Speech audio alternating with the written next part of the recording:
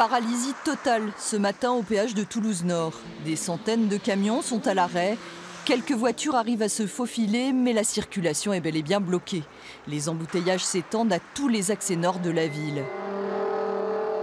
À 9h15, changement de cap. Les 15 derniers gilets jaunes qui occupaient le péage choisissent de s'en aller. Ils s'estiment trop peu nombreux pour pouvoir tenir. Le blocage a débuté hier soir vers 22h30. Ils étaient plusieurs centaines à monter des barricades de pneus et de palettes pour empêcher le passage des camions. Beaucoup sont alors masqués ou cagoulés. Objectif, éviter d'être filmés par les caméras de Vinci et poursuivis en justice. Pratiquement aucun des gilets jaunes n'accepte de nous répondre face caméra. Les médias sont très décriés. Sophia dit ouvertement être militante du NPA, le parti d'Olivier Besancenot. Elle est aussi ce soir gilet jaune. Moi, je pense que ça pourrait aller plus loin en termes de, notamment, on a beaucoup entendu parler de grève générale, auxquelles les syndicats, ils appellent pas et c'est une honte.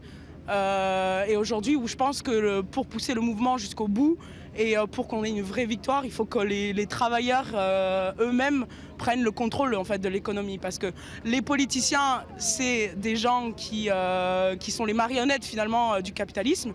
Et donc en fait, c'est aussi au patronat auquel il faut s'attaquer et aussi faire comprendre au fait, aux gens que nous, on est capable de gouverner en fait. À la fin de l'interview, Sophia est très applaudie. L'atmosphère est décontractée.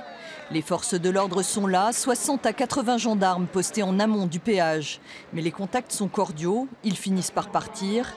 Côté manifestants, les rangs se vident. À 1h du matin, ils ne sont plus que quelques dizaines sous la pluie à tenir la position.